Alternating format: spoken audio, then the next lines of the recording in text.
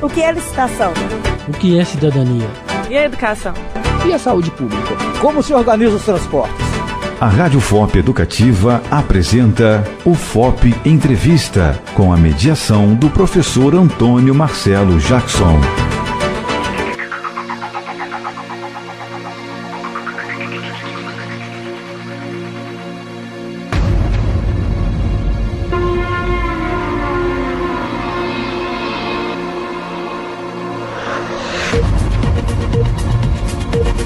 Quais os principais problemas detectados pela oftalmologia? A diabetes pode causar problema de vista? Para dar conta desses temas e de outros, nós temos no dia de hoje o Emerson Alvim de Lima, que tem graduação em Medicina pela Faculdade de Ciências Médicas de Minas Gerais, pós-graduação em Clínica dos Olhos pela Santa Casa de Belo Horizonte e também Retina e Vitreoimagem, também pela Clínica de Santa Casa de Belo Horizonte, e é especialista em oftalmologia pelo Conselho Brasileiro de Oftalmologia.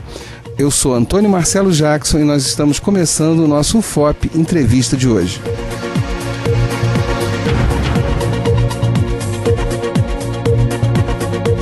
Energia elétrica. Fique ligado. Em tempestades com descargas atmosféricas, os raios, não fique debaixo de árvores, principalmente em lugares abertos. Elas podem ser atingidas pela descarga elétrica. Evite também os pastos, campos de futebol e topo de elevações. Esses locais são mais perigosos. Se abrigue em uma edificação. Com eletricidade não se brinca.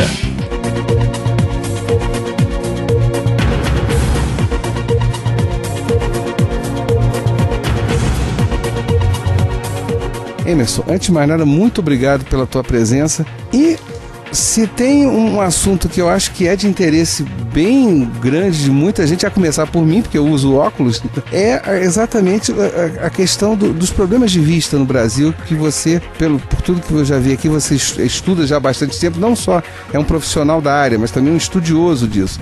Eu queria que você começasse a discorrer quais os problemas que você identifica como os mais graves ou os mais que têm maior incidência. E mais uma vez, obrigado pela tua presença. Prazer estar aqui. Nós podemos começar ao nascimento, não é?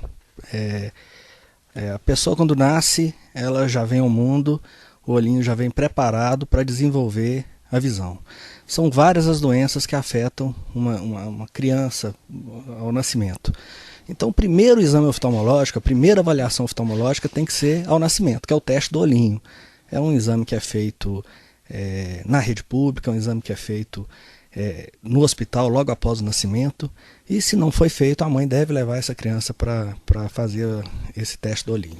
Olha, admito minha completa ignorância, eu conhecia o teste do pezinho, o teste do olhinho não. O teste admito, sem constrangimento. Sim, o teste do olhinho muita gente não conhecia, vamos passar a conhecer agora. Sim. É um programa feito pelo Conselho Brasileiro de Medicina, junto com o Conselho de Pediatria, para estimular o exame dos olhos nas crianças. Existia antigamente uma conduta, a maioria das pessoas procuravam o oftalmologista quando a criança entrava no período escolar, né? Ia para a escola, tinha dificuldade, a professora notava dificuldade, encaminhava para o oftalmologista. Isso está errado. Tem que procurar levar o oftalmologista ao nascimento, porque muitas doenças são detectadas ainda na infância e tem correção dessas doenças para a criança poder desenvolver essa visão ao longo da vida. E como consiste esse teste do olhinho? O teste do olhinho é um teste bem simples, é um teste que não usa colírio, não usa nada, é para a gente ver se a luz está entrando dentro do olho da criança. Tá.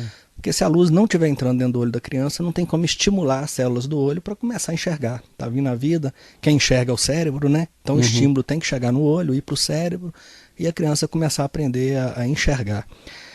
A criança ela desenvolve a visão até os 7 anos de idade. Então a gente tem que acompanhar nesse período, é o período principal de acompanhamento da visão da criança. Existem alguns sintomas que podem ser detectados pelos pais que poderiam indicar que a criança, não digo evidentemente a ausência de visão, isso aí me parece um tanto óbvio, mas algum problema na visão? Sim. Nesse momento da infância? Sim. É muito comum, é até importante, às vezes a criança não foi levada ao oftalmologista, ou foi, e estava tudo normal, e de repente tira uma fotografia de uma criança, a fotografia dá aquele reflexo vermelho, aquele olho vermelho, né? E aí uma criança com olhinho vermelho, outro olhinho de outra cor, um olhinho branquinho. Isso aí é um sinal de que tem alguma coisa errada. Pode até não ter, pode ser às vezes o reflexo ali que deu errado, mas uma fotografia pode identificar um problema oftalmológico. Interessante isso. Isso. Um olhinho torto, uma criança que nasceu e está apresentando o estrabismo. Hoje em dia as pessoas têm mais preocupação, quando percebe isso já leva ao oftalmologista, né? Isso pode acarretar uma baixa de visão na criança. E os pais têm que ficar atentos, né? Com a criança em casa, vendo como é que está a visão, vendo se está enxergando bem. E geralmente os pais percebem que a criança está tendo algum grau de dificuldade e procura o oftalmologista. Mas hoje em dia, com esse estímulo de levar a criança logo ao nascimento, já facilita muito, porque no consultório o médico já vai explicar, fazer o teste do olhinho e orientar o que deve ser feito a seguir, que é o acompanhamento anual, pelo menos até os 7 anos de idade. Esse é o teste do olhinho. Porque nós começamos para falar sobre os problemas oftalmológicos. Então vamos ao nascimento, né? Sim, perfeito. Não, e isso da fotografia eu achei interessantíssimo, porque é uma coisa relativamente simples e que pode, lógico, você bate a foto. Todos nós estamos acostumados a isso. Sim. Os olhos ficam vermelhos e tal, aquela coisa. E aí, se tem essa diferença, tem alguma coisa errada. Pode ser um mero reflexo, porém não custa nada. Uma coisa mais séria. Por exemplo, a catarata congênita. A criança nasce com a catarata. E aí a catarata impede que essa luz entre para dentro do olho. Aproveitando já que você citou, Emerson, o que é uma catarata na vista? Ótima pergunta. Todo mundo tem uma lente dentro do olho. Nós nascemos com essa lente dentro do olho. Essa lente chama cristalino. Ela tem o nome de cristalino por ser transparente. Essa lente que faz com que a imagem chegue na retina, que é a região do olho que enxerga, que vai ser estimulada para levar o estímulo ao cérebro.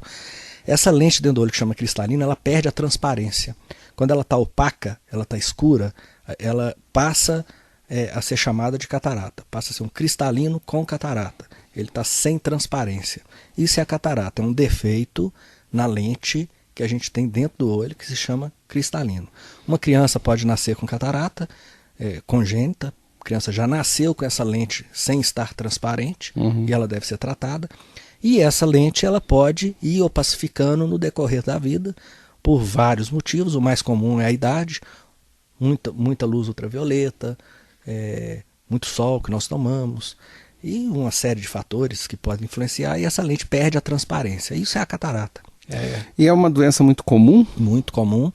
É uma doença que todo mundo terá. Nós todos teremos cataratas. Só não tem catarata quem morre antes. Todo mundo tem catarata. É igual cabelo branco. Um dia você vai ter.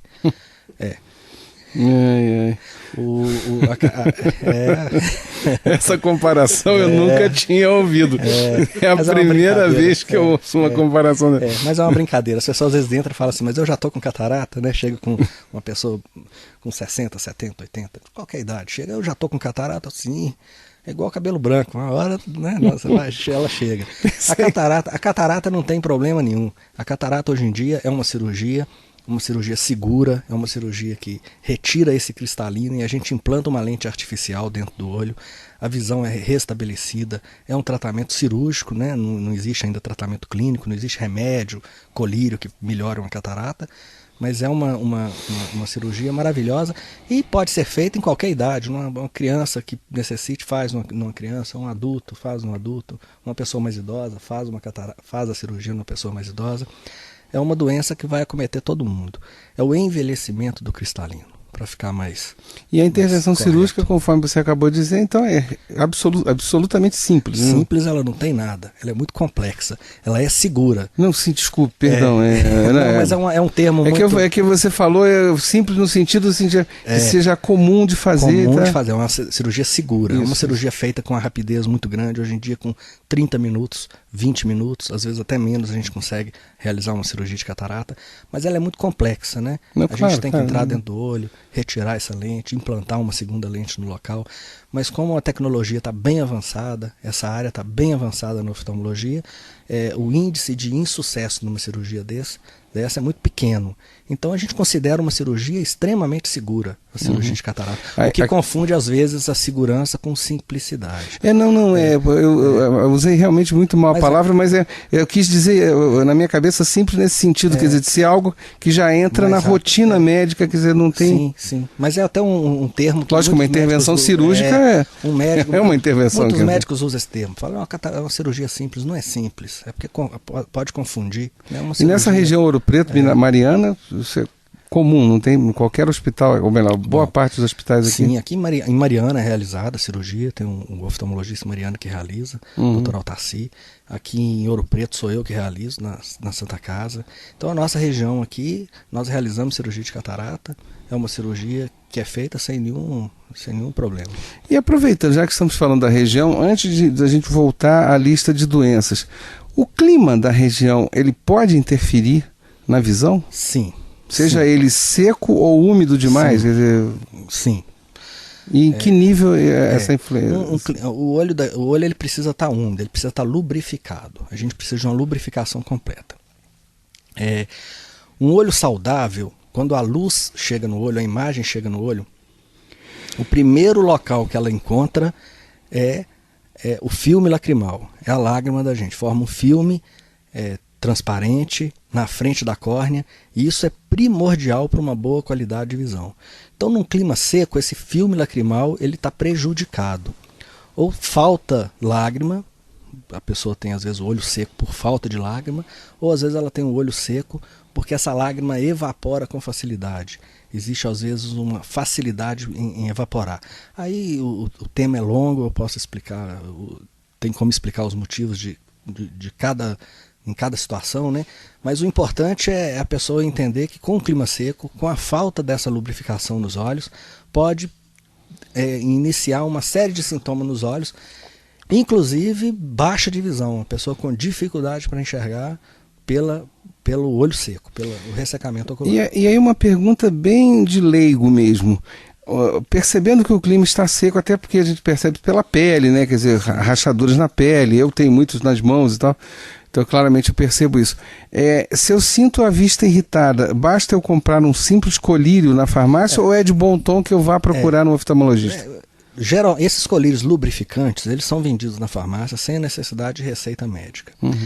A pessoa que está tendo uma queixa oftalmológica, ela deve procurar seu oftalmologista para tirar a dúvida, né?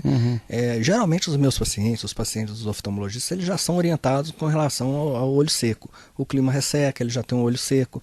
A gente já sugere algumas lágrimas artificiais, alguns lubrificantes. E essa pessoa vai na farmácia, compra e utiliza. A pessoa que já sabe, já tem um diagnóstico e já conhece, ela não tem necessidade de todas as vezes que sentiu o problema ir ao oftalmologista para olhar. Ela vai usar a lágrima artificial que foi prescrita para ela. A gente tem que avaliar, porque às vezes o olho seco ele começa com uma irritação ocular, o olho mais vermelho, uma coceira às vezes nos olhos, a pessoa sente o olho com a sensação de areia arranhando. E existem várias doenças que têm o mesmo sintoma, são doenças parecidas. Sim, a minha pergunta era nos seguintes termos. Eu talvez não a tenha formulado da maneira correta. Eu sei perfeitamente que o clima está seco, por exemplo, em Ouro Preto, percebo isso pela minha pele, pelos dedos. E se está a vista irritada? Pode usar o lubrificante, pode. Compro agora é lógico, se isso passa uma semana, o problema continua. Sim, aí sintomas, procurar o oftalmologista. Reza a boa tradição que eu tenho que procurar um médico, né, o oftalmologista. Sim. Isso é muito comum na região. A gente recebe a pessoa no consultório já em uso do colírio lubrificante. Né? Existe uma tendência muito grande das pessoas comprarem um colírio descongestionante e não lubrificante. O colírio descongestionante é aquele que clareia os olhos. Ele não serve para lubrificar, ele não tem um componente de lubrificação. Então é muito comum quando a pessoa procura a farmácia, eles às vezes vendem um colírio descongestionante, não um colírio lubrificante. Então apenas a pessoa tem que tomar esse cuidado. Tem que tomar esse cuidado. Por isso que é importante, às vezes, uma claro. Agora, e o inverso? E um clima úmido demais, isso tem problema para a vista ou não? O clima úmido é excelente. Um clima úmido ele pode causar outros problemas, né? Mas a umidade, para os olhos, ela é muito boa, não tem nenhum problema. Numa situação, no verão, um clima bem úmido no verão, existe o que pode acontecer muito, é a disseminação de vírus, né? Conjuntivite viral, e aí transmite de uma pessoa para outra com uma facilidade muito grande. As pessoas saem à rua, fica muito em contato com as outras pessoas, e isso transmite a doença, conjuntivite viral. E aí a transmissão aumenta. Mas não que a umidade leve a isso, né? É só a situação. Entendi. Né? Bom, eu ia colocar isso, já estava na pauta da lista aqui de perguntas, mas já que você já citou a conjuntivite, então existem dois tipos de conjuntivite? Existem vários tipos de conjuntivite. Né? As mais comuns, então. A conjuntivite é a inflamação da conjuntiva. Conjuntiva é essa parte que fica vermelha nos olhos, né? Quando fica irritada. É uma parte bem vascularizada, tem bastante vaso sanguíneo chegando. Então qualquer irritação nessa conjuntiva a gente chama de conjuntivite, é um termo genérico. E aí essa conjuntivite ela pode ser proveniente de uma alergia, uma conjuntivite alérgica, pode ser proveniente de uma conjuntivite bacteriana, por exemplo, uma infecção bacteriana tem que ser tratada com colírio, com antibiótico, pode ser proveniente de um problema viral, uma virose, então uma conjuntivite viral. E existem vários tipos, né? Uma pessoa caiu algum produto químico, irritou os olhos, vai ter uma irritação dessa conjuntiva, vai dar uma conjuntivite provocada pelo componente químico que irritou os olhos. Então existem vários tipos de conjuntivite. A gente tem que analisar cada caso para poder diferenciar qual é a conjuntivite. A mais comum, aquela conjuntivite que as pessoas mais têm queixas, que todo mundo conhece, é a conjuntivite viral. É aquele olho inchado, vermelho, sensação de areia, às vezes com um pouco de secreção pela manhã. A maioria das vezes é viral, basta limpeza com soro fisiológico, lavar bem os olhos, limpar e ela resolve sozinha. Se não resolver, procurar o oftalmologista. Eu me lembro que eu era criança, engraçado você estar falando isso, e aí é uma coisa de cultura popular, e até aproveitando, e olha que nesses anos todos nunca me veio à mente perguntar isso para o meu oftalmologista, ou aquele oftalmologista que eu estivesse me consultando. Quando a pessoa tem a conjuntivite, eu me lembro de pessoas que falavam assim, não pode deixar encostar sabão na vista. Isso é mera lenda urbana popular, não tem... Mera lenda, eu não sei se você já ouviu essas histórias. Vai colocar sabão. Sim, mas é lógico, o sabão na vista é claro que vai arder para burro, isso aí não tenho dúvida. Agora, especificamente, eu me lembro de ouvir histórias da pessoa estar com conjuntivite, e aí vinha coisa, não pode encostar sabão, sei lá o que, eu falei, meu Deus, a pessoa ficar cega. Não tem. O sabão vai irritar mais os olhos, né? Assim, aí lógico, vai arder muito mais. Mas a gente até usa algumas limpezas, shampoo neutro, um shampoozinho próprio para limpar os olhos, né? E a gente utiliza, às vezes, em alguns casos, uma blefarite, uma inflamação uma conjuntivite com uma blefarite, que é uma inflamação dos cílios. Às vezes a gente prescreve um lubrificante, que é um shampoozinho, não deixa de ser um sabão, né? Para poder limpar os olhos. Não tem problema nenhum, não. Mas ninguém vai jogar sabão no olho, não. Agora, ainda na conjuntivite viral, não há muito o que fazer, quer dizer, a não ser você lavar as mãos sempre e tal, quer dizer, as mãos sempre, cuidar, porque na medida que uma pessoa põe uma toalha que ela limpe a vista, sim, e você importantíssimo. E você pega essa toalha e faz a mesma coisa. Importantíssimo. O vírus, ele não pula de um olho para o outro. Ele tem que ter um meio para levar ele do olho de uma pessoa para o olho da outra pessoa. O principal meio são as mãos da gente. A gente coça o olho, esquece de passar o álcool, de lavar as mãos com água, com sabão, e aí toca num copo, numa toalha, enxuga a mão numa toalha, e aí a outra pessoa que não está com a doença toca naquele copo, passa aquele vírus para a mão dela, ela coça o olho, pegou a conjuntivite. Então é importante a pessoa que tem a conjuntivite, ela lembrar que é ela que transmite para outra pessoa. Ela é que passa a conjuntivite para outra pessoa. Então ela é que tem que tomar o cuidado de não transmitir aquela doença que está com ela. Então ela tem que lavar as mãos, manter limpeza, separar a toalha de rosto, separar as toalhas, separar travesseiro, para não passar. É muito comum a pessoa chega em casa com conjuntivite e depois vem a família inteira com conjuntivite. Não precisa ser assim. Não precisa ser assim. Eu trabalho no meu consultório, recebo gente com conjuntivite todos os dias, aos montes, e não pego conjuntivite. Porque eu tenho cuidado, já posso examinar, lavar minhas mãos, cuidar, limpar o local. É isso que a pessoa tem que fazer. A pessoa tem que cuidar para não transmitir essa doença.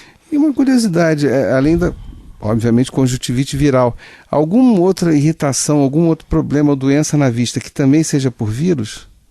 Sim, sim. que você pode... Só já que estamos falando de vírus, sim, que provoca conjuntivite. Algum outro tipo de problema de doença? Nós temos muitas doenças nos olhos. O olho apesar de pequeno, é enorme. O olho, a parte interna do olho, onde tem a retina, a coroide, a parte interna, ela pode ser acometida por diversas doenças. Sim, pensando nos vírus. Pensando nos vírus. Ela pode ser acometida por vírus, ela pode ser acometida por bactéria, ela pode ser acometida por várias outras doenças. Vou dar um exemplo, uma coisa mais comum. A gente pode ter uma doença herpética, que é o vírus da herpes, pode atingir o olho em qualquer local. Ele pode atingir o olho na córnea, causando uma conjuntivite, uma ceratite na córnea dessa pessoa.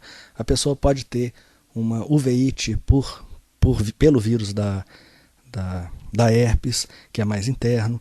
Então, assim, existem várias doenças que podem acometer o olho em várias regiões do olho. Não é?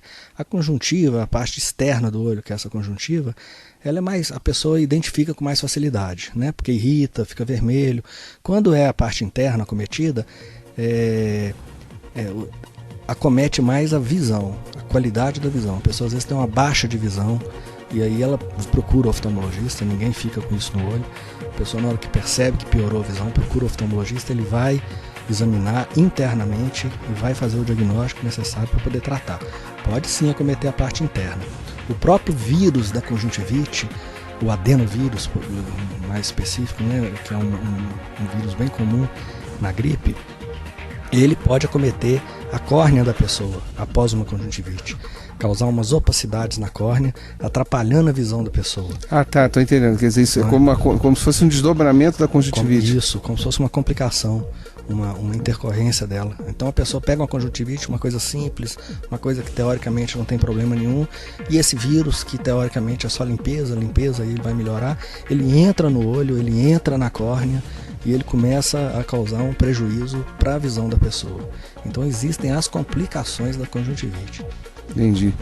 Bom, Emerson, a gente vai ter que... Estamos chegando perto do final do nosso primeiro bloco e a conversa está interessantíssima, é claro. Eu estou aprendendo aqui e fico muito feliz quando eu aprendo com essas nossas conversas aqui do FOP Entrevista. Nós vamos dar um intervalo rapidinho do nosso programa, que tem a produção do Danilo Lonato, Eliene Santos, Fernanda Marques e Gabriela Telésforo, a sonoplastia do Cimei Godeirinha e a direção geral é do Chico Dyer. O programa de hoje tem Emerson Alvim de Lima, que é graduado em Medicina pela Faculdade de Ciências Médicas de Minas Gerais, tem pós-graduação em Clínica dos Olhos da Santa Casa de Belo Horizonte, também na Santa Casa de BH, outra pós em Retina e Vitro e Imagem, e por fim é especialista em oftalmologia pelo Conselho Brasileiro de Oftalmologia. Daqui a pouco a gente volta. Eu sou Antônio Marcelo Jackson no nosso UFOP Entrevista.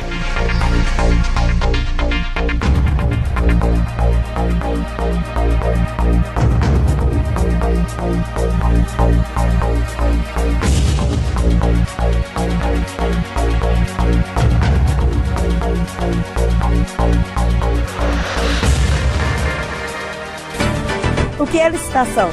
O que é cidadania? E a educação? E a saúde pública? Como se organiza os transportes? O FOP Entrevista, com a mediação do professor Antônio Marcelo Jackson, um produto da Rádio FOP Educativa, Universidade Federal de Ouro Preto.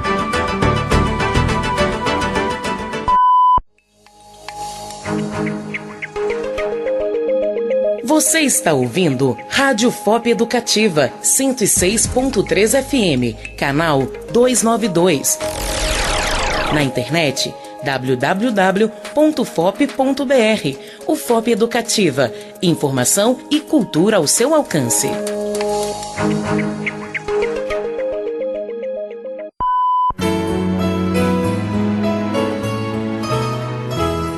Ouro Preto, Vila Rica, berço da liberdade, doce mãe de Minas, bela barroca cidade. A sabedoria, a cultura, as gentes de todas as cores, suas matas e cachoeiras, suas glórias, suas dores. Sua arte sempre presente no eco das montanhas, no desenho de seus telhados, a beleza tamanha, memória do século do ouro, o barro, a pedra, a madeira, encanta o mundo inteiro que passeia em suas ladeiras. Ouro Preto. Você está na UFOP Educativa 106,3. Informação e cultura ao seu alcance.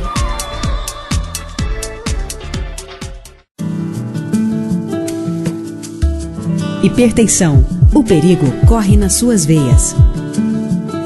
A redução da ingestão calórica leva à perda de peso e à diminuição da pressão arterial. Isto é causado pela queda da taxa de insulina no sangue, redução da sensibilidade ao sódio e diminuição da atividade do sistema nervoso.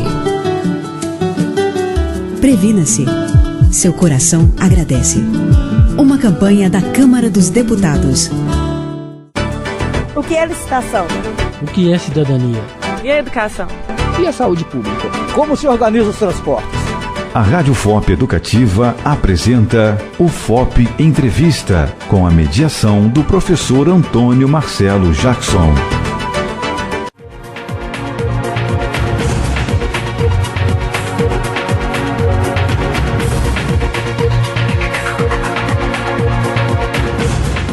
Estamos de volta com o nosso FOP Entrevista de hoje com Emerson Alvim de Lima, que é médico da Santa Casa de Misericórdia aqui de Ouro Preto. E, Emerson, nós já tratamos diversos assuntos no primeiro bloco. E tem uma coisa que é claro, até porque me interessa diretamente, que é um negócio chamado óculos, né? Que eu uso desde os 8 anos de idade.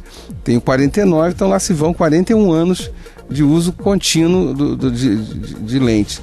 Queria que você falasse um pouquinho de óculos e uma outra coisa também, e aí novamente o ouvinte vai me perdoar, mas meu interesse direto, eu sou professor da universidade, aquele que nos ouve sabe disso, e computador é uma coisa que está no meu dia a dia, eu uso de forma absurdamente sistemática, porque inclusive eu trabalho com ensino à distância e tal.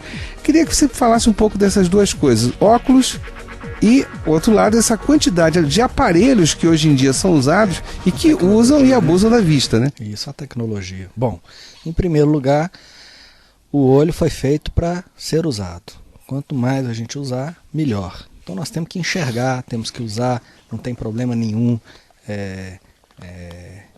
forçar para poder enxergar, para poder olhar um computador, para poder ler. Vou falar isso aí, vou explicar isso aí direitinho. Em relação a óculos, a pessoa ela tem uma dificuldade para poder enxergar. A imagem fica um pouco embaçada. O óculos nada mais é do que a correção, do que o foco nessa imagem. A gente vai lá, prescreve um óculos para poder corrigir o foco na imagem. Existem vários defeitos nesse foco, que as pessoas conhecem bem, que é a miopia, o astigmatismo, a hipermetropia. E existe o probleminha da vista cansada, que é a presbiopia. As pessoas têm uma preocupação muito grande com relação a óculos. O óculos é para a pessoa enxergar melhor. Vai ao oftalmologista, ele detecta aquele problema de visão, aquela dificuldade na imagem que está um pouquinho torta, um pouquinho embaçada, corrige isso. Claro, se o grau for maior vai estar mais embaçado, se for um grau menor está menos embaçado, corrige isso e a pessoa volta a poder enxergar. Em alguns casos, não em todos, na minoria, o óculos é tratamento, principalmente em criança. A gente prescreve um óculos para poder fazer um tratamento de algum problema que a criança tem. Mas na maioria das vezes o óculos não é tratamento. O óculos é simplesmente um auxílio para a pessoa enxergar. E importantíssimo, né? Voltando um pouquinho a falar, eu acho que entendeu direitinho? Tá claríssimo, claro, né? Tá claríssimo. Se tiver alguma... eu tô achando até interessante essa distinção que você faz do óculos, ainda mais na criança, sendo um tratamento. Então, por favor, é claro que você não conhece meu caso, nunca fiz exame de vista com você, mas eu uso óculos desde os 8 anos e sei perfeitamente que ao longo desses anos, é lógico que vamos fazer pura dedução aqui, tá, o Emerson? Sim. Meu grau sempre foi relativamente baixo. Isso pode ser resultado desse uso desde da infância? Pode. Quer dizer, meus pais observaram algum problema e levaram no oftalmologista? Depende muito do problema que a pessoa tem. Existem situações em que usar o óculos ou não usar o óculos não vai interferir no aumento ou não do grau. Existem alguns trabalhos, um entra em contradição com o outro, mas aí existem situações específicas para cada caso. Aí a gente tem que analisar caso a caso. Entendo. De maneira geral, o óculos ele serve apenas como auxílio mesmo para a visão. E após os 40 anos, principalmente, após os 40 anos, a pessoa começa a ter uma dificuldade a mais, que é em dar o foco na imagem para perto. E aí necessita, além desses óculos de longe, vai necessitar de um grau específico para leitura, que é um grau para perto, que passa a usar esses óculos multifocais. Algumas pessoas utilizam apenas para perto, mas eu queria deixar bem claro que o óculos é diferente de qualidade de visão. Uma pessoa que tem um grau X, se tem um grau mais fraco ou um grau mais forte no óculos, isso não tem muita importância. É mais importante a qualidade da visão dessa pessoa. Às vezes uma pessoa que tem um grau mais baixo, ela tem uma visão menor do que às vezes uma outra pessoa que tem um grau maior nos Agora óculos. Realmente eu não entendi. Como assim? Explica melhor. Porque a qualidade da visão é que é importante. A pessoa com óculos, ela enxerga uma quantidade. A acuidade visual da pessoa é de um jeito. Essa qualidade é que a gente tem que cuidar no decorrer da vida. Então a pessoa procura o oftalmologista e a gente vai mantê-la com boa qualidade de visão. Se para chegar nessa qualidade de visão necessitar de óculos, a gente vai prescrever o óculos. É para explicar que o óculos ele é puramente para poder ajudar a melhorar a qualidade da visão. Ele não é nenhum tratamento. Não, sim, eu entendi, mas eu confesso, eu fiquei sem compreender essa distinção que você fez. De um lado, uma pessoa com um grau baixo pode ter uma visão de qualidade menor. Porque as pessoas às vezes confundem a qualidade de visão com óculos. Acha que uma pessoa que está usando um óculos grosso, ela enxerga pouco. Essa pessoa, às vezes, com o óculos grosso, o óculos mais forte, ela enxerga ótimo, ela enxerga 100%. Ela tem uma visão de 100%. E às vezes existem as pessoas que têm um grau mais baixo, fraco, um grau fraquinho, e a visão não chega a 100%. Mas isso seria natural de cada um. Natural de cada um. Ah, sim, agora entendi. É o natural de cada um. Então o fato da pessoa usar óculos, ou um óculos mais forte ou um óculos mais fraco, não significa que ela tenha uma baixa de visão. Ela tem a baixa visão quando está sem óculos. Mas com óculos a visão dela permanece perfeitamente. Sim, e essa tecnologia atual que você vê hoje em dia, eu mesmo tenho colegas no trabalho, não vou citar aqui os professores, você está conversando com ele com o aparelhinho na mão e... Não tem problema nenhum. Não existe nenhum trabalho científico comprovando o problema no olho, uma doença no olho provocado por alguma tecnologia dessa, né? Uma televisão, um smartphone. A pessoa vai forçar, né, para poder enxergar. Vai cansar. Cansou, ela para um pouquinho, descansa e volta à atividade normal. Eu costumo brincar com os meus pacientes que reclamam, que estão lendo, principalmente os estudantes. Eu estou lendo muito, meu olho está cansando. Falo assim, cansou, você para um pouquinho, descansa. Igual aquela lavadeira que lava a roupa na mão o dia inteiro. No final do dia ela vai estar com o braço cansado. Mas isso não fez mal para ela. Ela só trabalhou. O olho é a mesma coisa. Se você trabalha com os olhos, você lê muito, ele vai cansar. Mas ele não vai ficar doente por causa disso, não. Pode forçar à vontade, que não tem problema nenhum.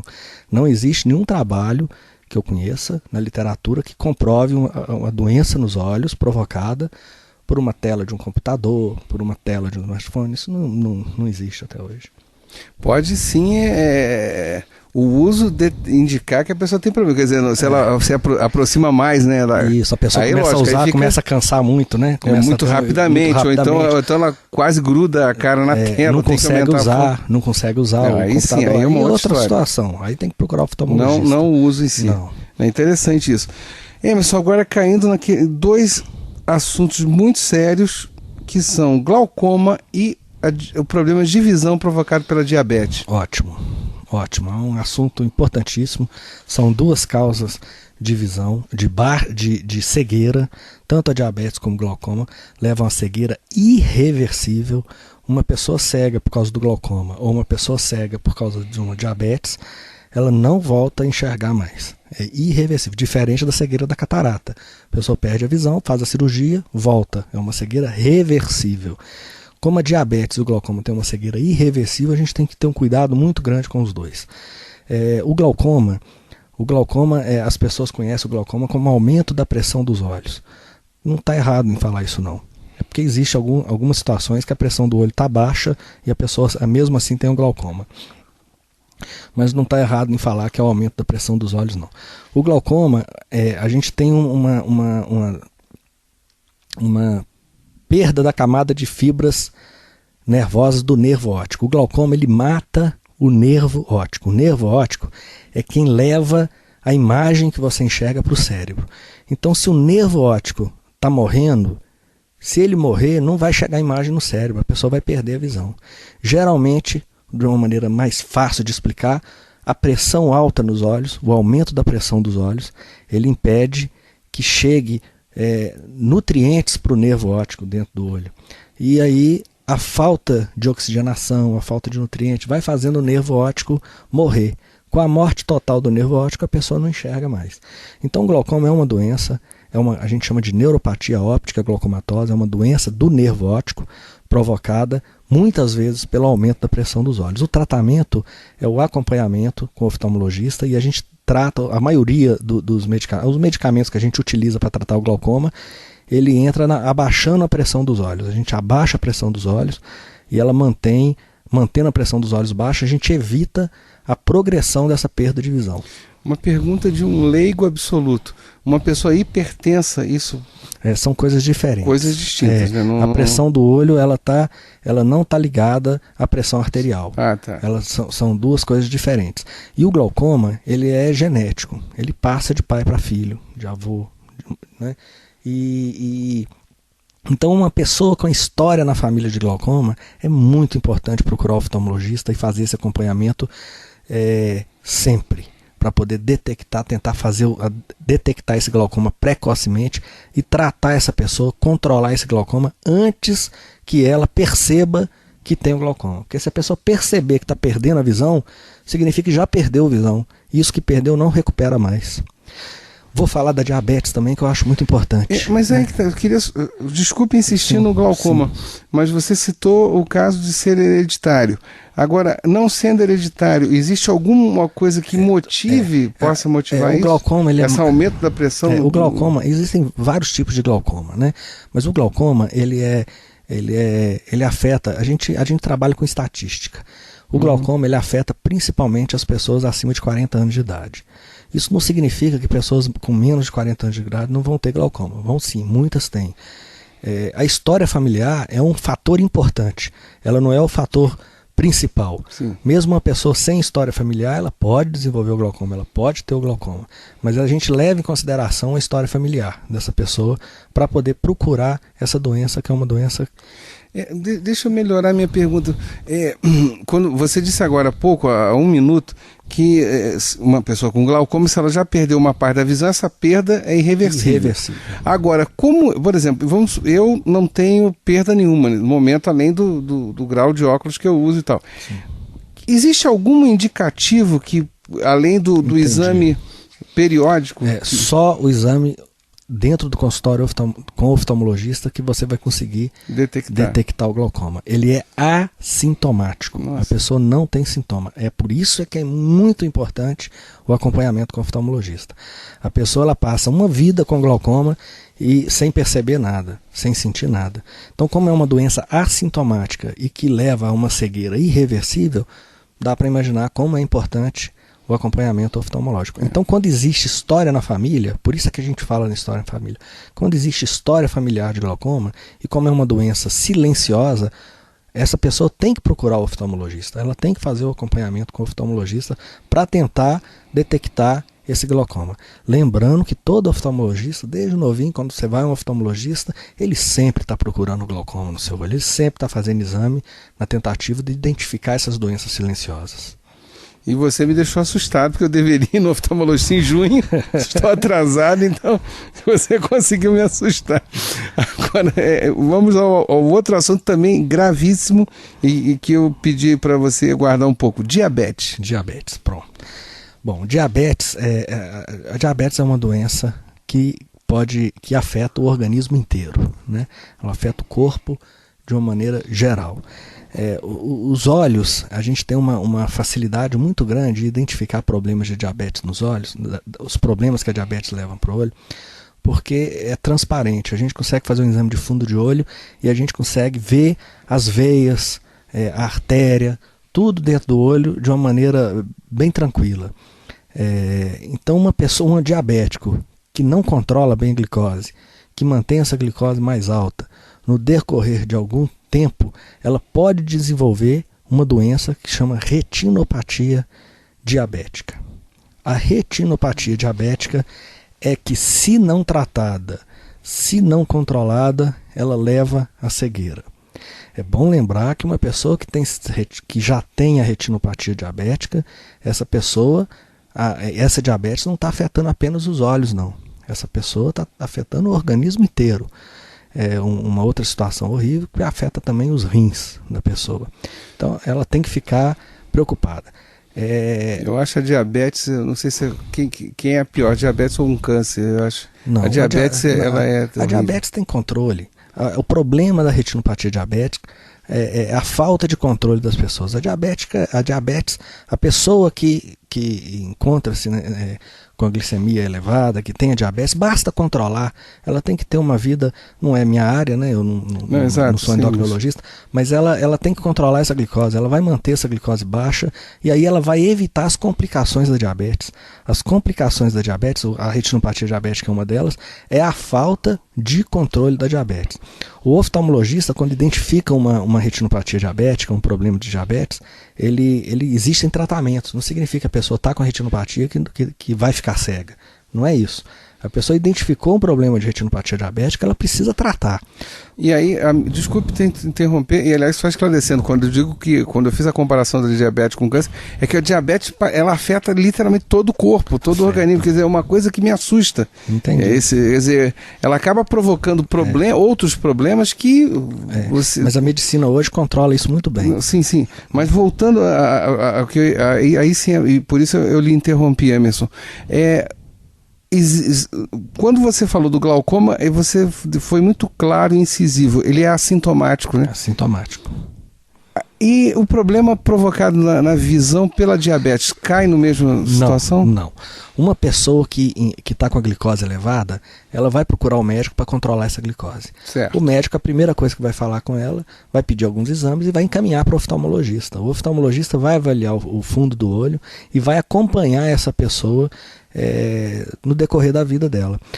Identificando o início de uma retinopatia diabética, o oftalmologista vai conduzir o caso de maneira bem tranquila. Ele vai tratar essa retinopatia, não deixando ela evoluir para uma cegueira, uma eventual cegueira.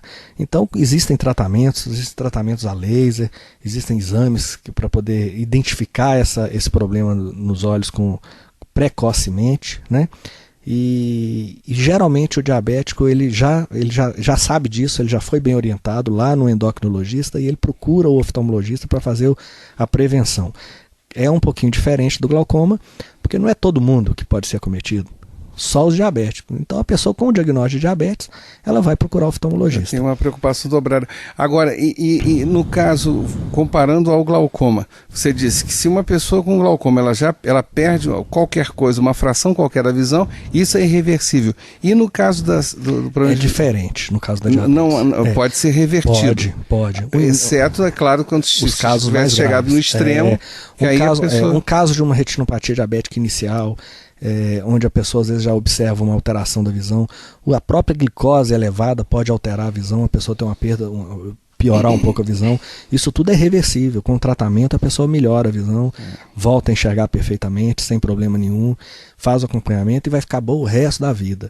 O grande problema da diabetes são as pessoas que não cuidam, são as pessoas que mantêm a glicose elevada, que acham que está tudo bem, e ela vai colher esses frutos lá na frente. Glicose alta hoje vai prejudicar a pessoa, lá na frente. Então, quando começa a piorar, quando começa a ter o problema, que ela vai correr no médico para poder tratar, isso pode ser tarde. Então a diabetes é a prevenção. Fez o diagnóstico de diabetes, sabe que tem diabetes, está com o diagnóstico de diabetes, vai realizar a prevenção. Existem vários tratamentos para a retinopatia diabética. Hoje em dia ela é muito bem estudada, muito bem conhecida. A gente trata, as pessoas ficam ótimas. Eu tenho vários pacientes diabéticos há vários anos com visão excelente, com a retinopatia diabética, com visão excelente, e vai ficar assim pelo resto da vida da pessoa, com visão ótima. Olha, aí já me deixa mais tranquilo. O susto que você me deu no glaucoma, eu fico mais em paz agora com a questão da diabetes. E eu confesso, né, foi agora, pouco antes de começarmos a nossa gravação, uma doença que eu desconhecia solenemente, moscas volantes. Essa eu desconhecia. Isso é uma pergunta muito frequente no consultório. Moscas volantes é quando a pessoa enxerga uma opacidade na frente dos olhos. Cada pessoa enxerga de uma forma diferente. Às vezes a pessoa enxerga um mosquitinho, uma vírgulazinha, algo na frente dos olhos balançando. Isso significa que tem algo dentro do olho, no vítreo, no gel que a gente tem dentro do olho, que está andando para um lado para o outro lá dentro, fazendo a pessoa enxergar, dando uma sombra, alguma coisa. Cada pessoa relata uma forma diferente dessa mosca volante.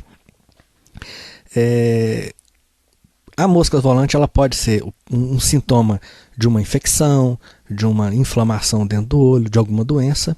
Ela pode ser simplesmente provocada por uma situação natural do olho, que a gente chama de descolamento do vítreo posterior, que é o DVP, pode levar a mosca volante. Esse descolamento do vítreo posterior é uma coisa natural. O olho, com o passar dos anos, o vítreo ele solta, ele se descola e causa essas moscas volantes, e a pessoa começa a enxergar esses mosquitinhos. Se essa mosca volante ela veio de maneira natural, sem agredir o olho, sem ser por causa de alguma doença, ela não tem problema nenhum. Vamos imaginar o seguinte: a gente tem dentro do olho um gel. Quando a gente é muito novinho, esse gel ele é bem denso. Uma pessoa, quando a gente vai envelhecendo, esse gel ele vai ficando mais molinho e vai ficando mais líquido. Pequenas opacidades, pequenos pontos escuros dentro do olho, com o passar dos anos ele vai começar a movimentar para um lado e para o outro, com muito mais facilidade do que quando a gente era mais novo, porque o gel era mais denso. E isso, quando começa a movimentar essas moscas volantes dentro do olho, essas opacidades, a pessoa começa a enxergar e a pessoa preocupa. Todas as vezes que a pessoa está tendo essas moscas volantes, que são esses mosquitinhos passando na frente, essas opacidades, ela deve procurar o oftalmologista para poder diferenciar. Até porque, desculpe te cortar, pelo que eu entendi, é como se fosse uma ponta de um iceberg. Pode ser qualquer coisa. Pode ser, ou melhor, qualquer coisa não, mas pode ser muita coisa. Várias que podem ser. Ainda bem que a maioria das vezes ela é natural, ela não tem problema nenhum. A maioria das vezes. Mas a pessoa tem que procurar para poder descartar algumas doenças que podem levar, que às vezes o primeiro sintoma é a mosca volante. Tá certo. Emerson, olha, se a gente continuasse aqui, a gente ia ter que gravar um programa de sei lá quantas horas, entendeu? Porque realmente o que eu aprendi aqui, tanto que eu acho que é um dos programas que eu fiquei mais silencioso, porque de fato aqui... Falei muito, né? Não, mas eu aprendi, eu adoro aprender, entendeu? Então hoje eu aprendi e aprendi muita coisa mesmo. Queria te agradecer, tá, pela participação. Queria já deixar claro que espero contar com você em outras oportunidades, que o nosso programa é gravado e o nosso ouvinte já sabe disso, ele pode entrar em contato com a rádio, pode solicitar, pode colocar algumas questões e a gente, vez por outra, temos que convidar e fazemos isso com enorme prazer, uma pessoa que já foi entrevistada anteriormente. Bom, nós encerramos o nosso UFOP Entrevista de hoje com Emerson Alvim de Lima, que tem graduação em Medicina pela Faculdade de Ciências Médicas de Minas Gerais, pós-graduação de Clínica dos Olhos pela Santa Casa de Belo Horizonte, instituição também onde ele fez uma outra pós-graduação em Retina e Vítreo e Imagem, por fim, especialista em oftalmologia pelo Conselho Brasileiro de Oftalmologia e médico da Santa Casa de Misericórdia de Ouro Preto. Eu sou Antônio Marcelo Jackson, nosso programa tem a produção do Danilo Nonato, Eliene Santos, Fernanda Marques e Gabriela Telésforo, a sonoplastia do Cimei Goderim e a direção geral é do Chico Daer. Até o nosso próximo UFOP Entrevista. Um grande abraço a todos.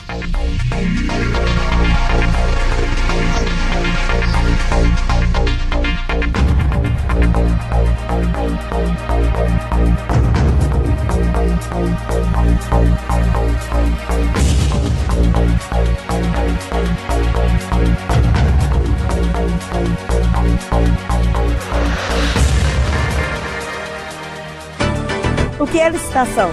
O que é cidadania? E a educação? E a saúde pública? Como se organiza os transportes?